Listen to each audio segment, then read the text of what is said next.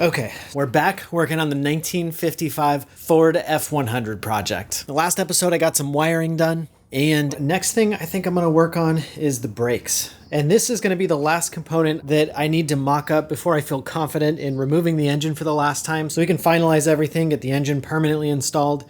And I want to install this thing now because I'm deviating from stock a whole lot with this setup.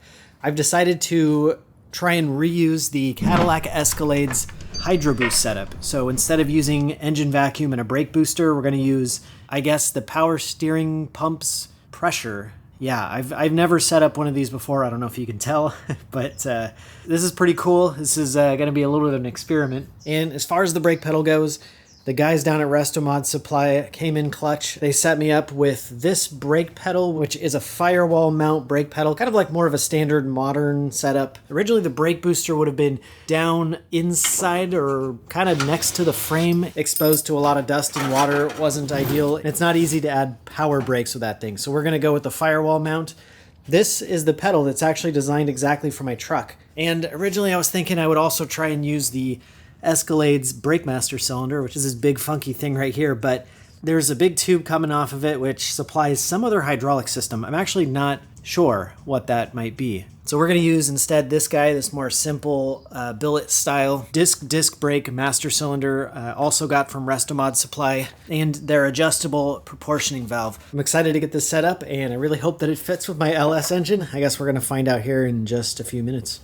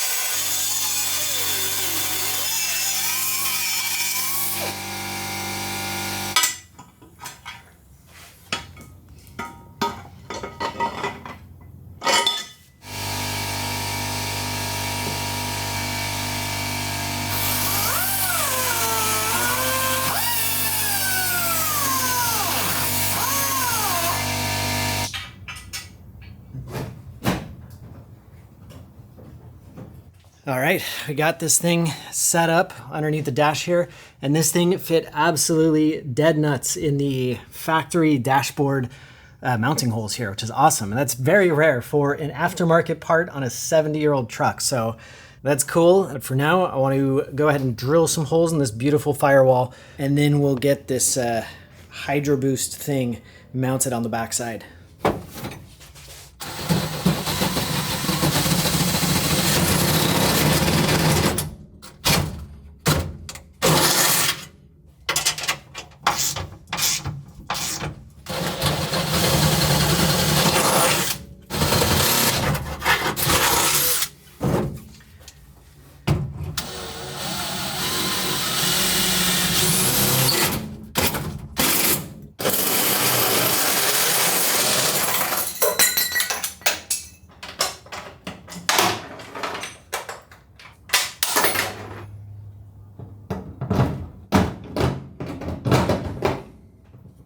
Okay, brake Hydroboost is mounted. I had to put on the old master cylinder because there was a little bit of a difference in the throw of this push rod thing right here. That's okay. I will definitely use this thing. Actually, I think I'm going to use that on my Mustang. So that will be put to good use. But for now, this thing is looking good. Pedal looks good. Just need to link those two up at some point, of course. So now that this is in, I have a plan for my brake line routing. So let's pull this thing back out.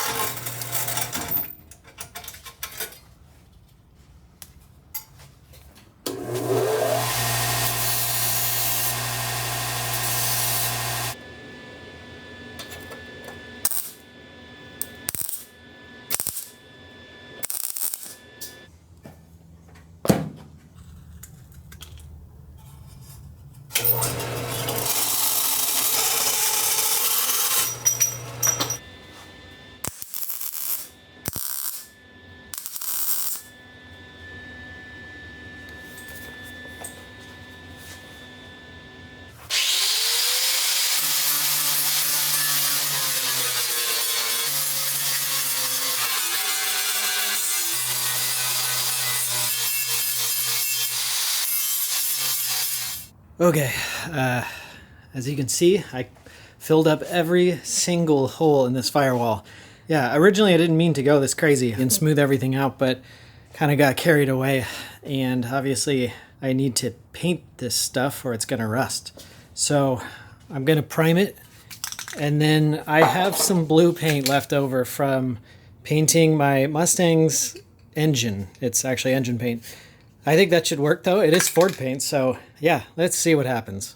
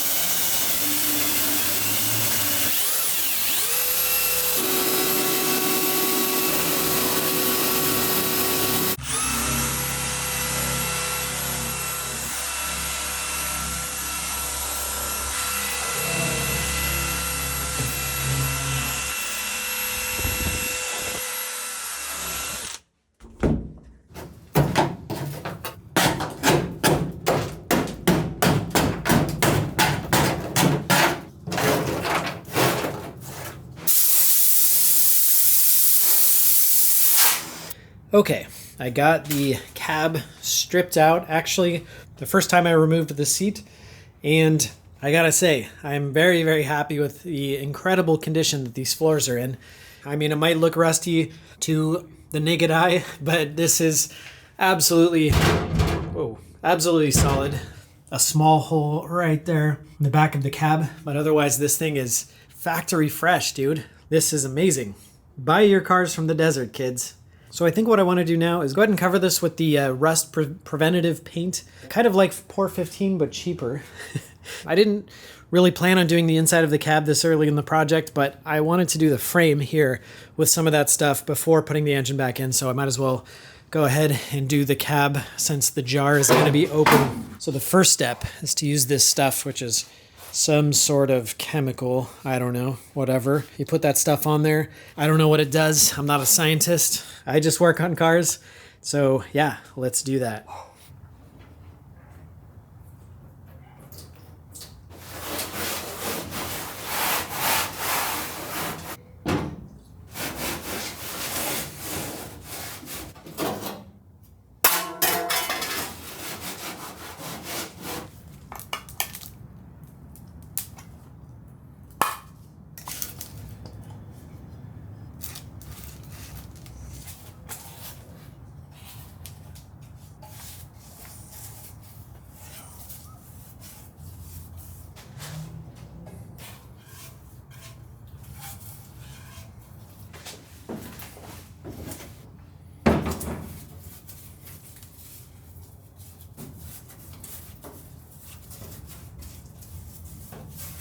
Okay, beautiful. Look at that thing. Ready for the final engine install.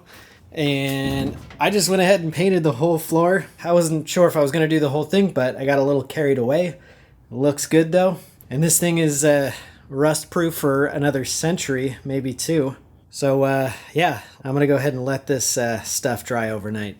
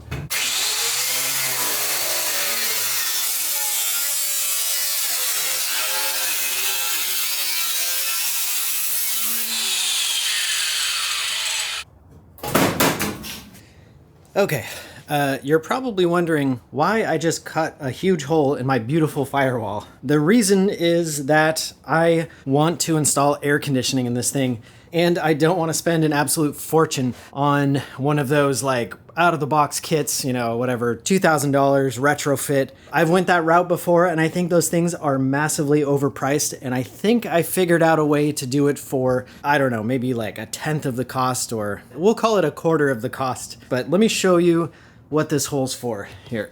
Okay, you guys stay right here.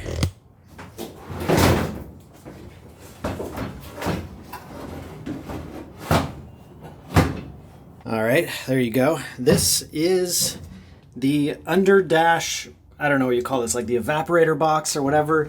Also a heater core, because this car does not have any sort of like factory heat. This is kind of like an all-in-one included unit. And this thing was $100, and I'm going to attempt to integrate that into the LS swap computer, whatever factory stuff. I'll be using the factory air conditioner compressor down there, but I did not want to have this thing dangling out below the dash. I think that would look really janky. And instead I would rather have a little bulging box inside my engine bay, because who cares?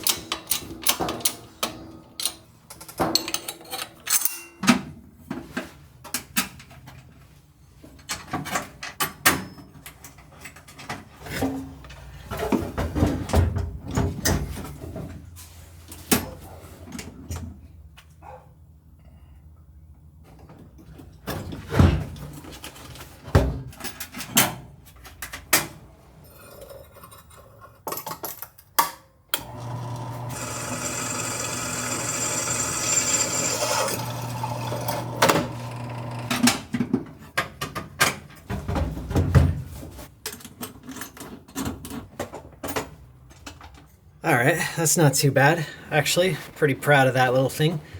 Okay, let's go move on to the outside. Okay, the last mounting point should be the easiest, I suppose. I just toss this thing in there, mark it where it hits, drill a hole, and then we're set.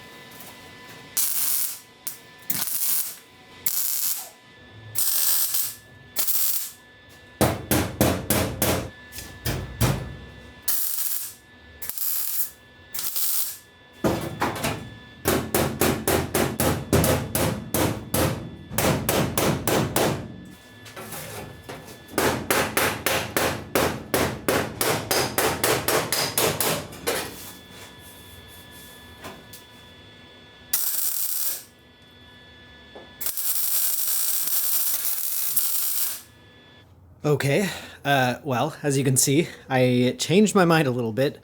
This thing was kind of bumming me out, this like rusty, weird afterthought, so I don't know, I just went ahead and made a brand new piece of steel.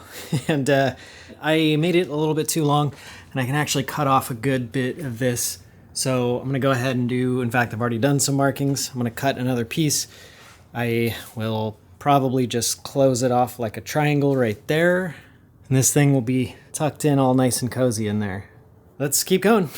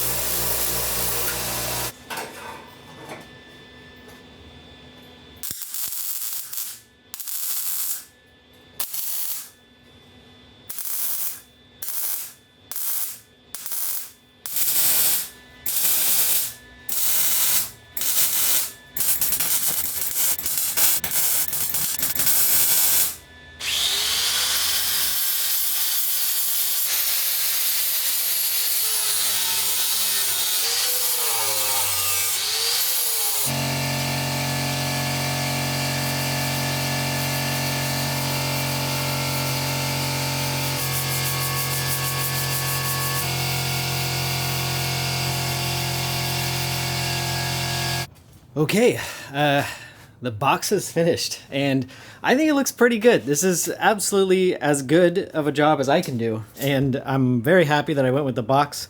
It definitely stands out, but I don't think it stands out nearly as much, and it totally follows the line of this now, so I don't know, if you squint, it kind of seems like maybe it belongs there. And I went ahead and grinded down all of my welds, so I've actually got like pretty much a perfect edge all around here. I really tried to get like a good curved edge there, but I think I'm just gonna go ahead and seam seal around here and in here from the outside, because obviously I couldn't get in there to grind and I don't want any welding marks. So yeah, I think that'll be okay. And I've made a decision. I think I'm gonna have to put texture on this thing, because that will just look too janky with like a smooth paint job.